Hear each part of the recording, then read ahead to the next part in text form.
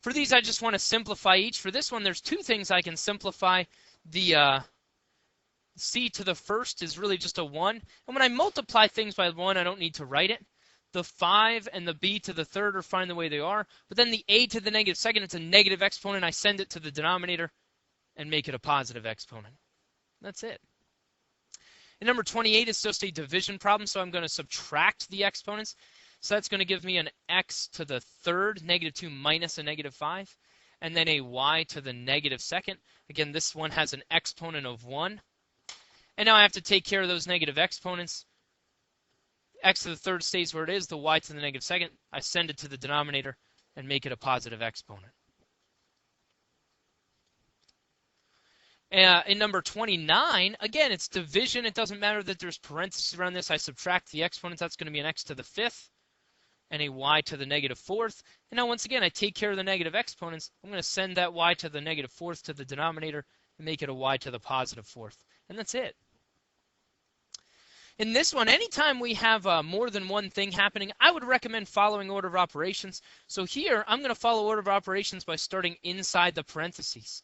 And inside the parentheses, since I have two separate a values, I can multiply those. It's all multiplication that's happening inside here.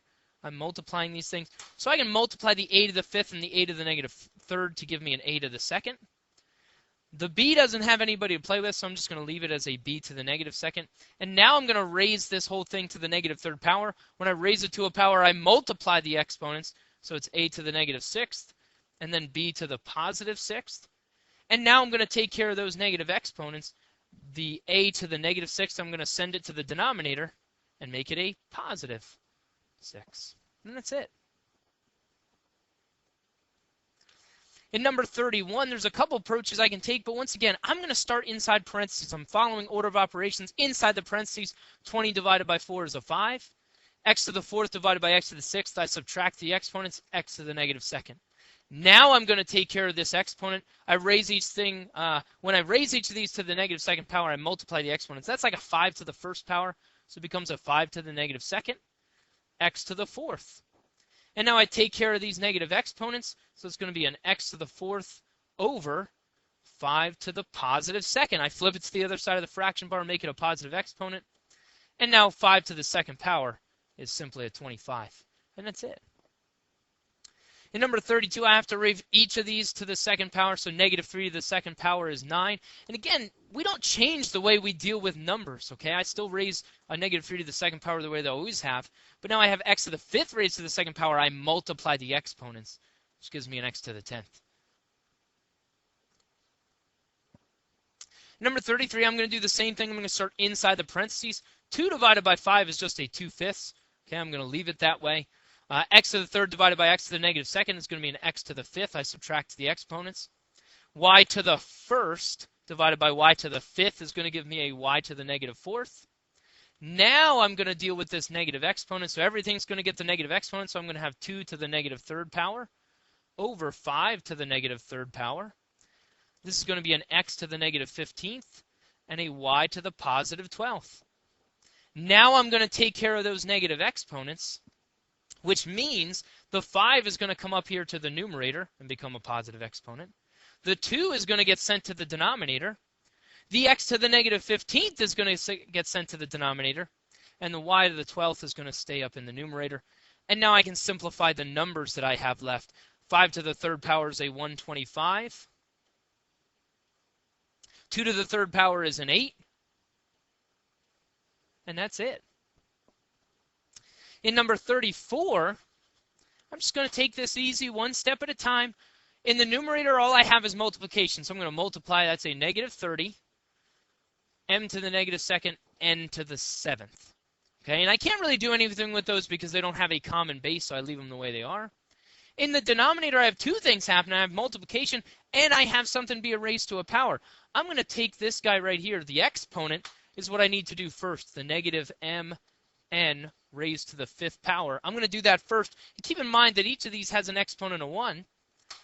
So now I'm going to raise this whole thing to the fifth power. That's going to give me a negative. I multiply the exponents. That's m to the fifth, n to the fifth. So that's what happens when I raise this whole thing to that power. Now I'm free to do the multiplication. All right, but notice I did it in a separate step because I don't want to make any silly sign errors or something like that.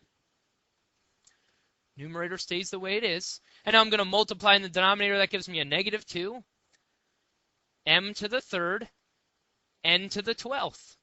Now I have a pretty simple division problem. Negative 30 divided by a negative 2 is a positive 15. I subtract the exponents. That's going to give me an m to the negative 5th and an n to the negative 5th. Now I take care of those negative exponents. The only thing that stays in the numerator is the 15. The m to the 5th goes to the denominator, and so does the n to the 5th. And that's it. Okay, so take it one step at a time, follow order of operations, wait till the end to take care of negative exponents, and then simplify. In number 35, it says solve using scientific notation. And this is a typo. That should say an. There we go. An ant measures approximately 0.0005 meters. If a colony of 3 billion ants were marching single file, what would be the length of the line? And it asked me to use scientific notation, so make sure you use scientific notation. So if I want to use scientific notation, the first thing I should do is write each of these measurements in scientific notation. So I'm going to take this first one. I'm going to write it in scientific notation. That's going to be 5 times 10 to the negative 4th. And now this second number, I'm going to write this one in scientific notation. That's going to be 3 times 10 to the 9th. And now if each ant measures the 5 times 10 to the negative 4th meters, and there's 3 billion of them, the 3 times 10 to the 9th, to find out how long they're going to be, how long this line is going to be, I'm just going to multiply these two values. When I do that, the 5 times the 3 is a 15. I add the exponents, that's 10 to the 5th. And so now I just got to make sure I keep that in scientific notation. I have to move that decimal point over one more slot, so that's going to give me a 6 here instead. Okay, that's it.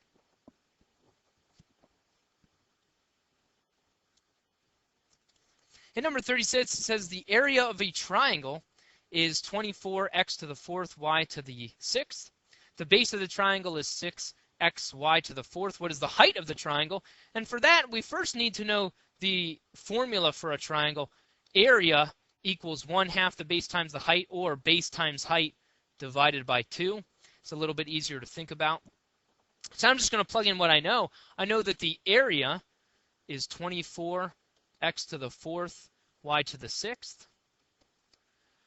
Over here, the base is 6x, y to the 4th. The height, I don't know what it is, and it's all divided by 2. And so I'm just going to simplify this a little bit. Since I can divide the 6 by the 2, I'm going to go ahead and do that. That's a 24x to the 4th, y to the 6th equals, that's going to give me a 3x, y to the 4th. And then I'm going to multiply that by the height. And I don't know what the height is. Obviously, I'll need a coefficient for it. I'll need an x value, and I'll need a y value. But what I'm really trying to find out is what these exponents are going to have to be and what the coefficient has to be. If I look at this problem, the coefficient is 24, so if I have a 3 out front, in order to make this a 24, this is going to have to be an 8. And now when I multiply two things, I have to add the exponents. So if I have an x to the 1st and I need an x to the 4th, that means I have to multiply that by an x to the 3rd. See, I add the exponents to give me the 4. And then this last piece, in order to get a y to the 6th, and I already have a y to the 4th, I'm going to need a y to the 2nd. So that means my height has to be 8x to the 3rd, y to the 2nd. And that's very similar to those fill-in-the-blank type problems that we had in some of our homework. I hope this was helpful, and good luck on your test tomorrow.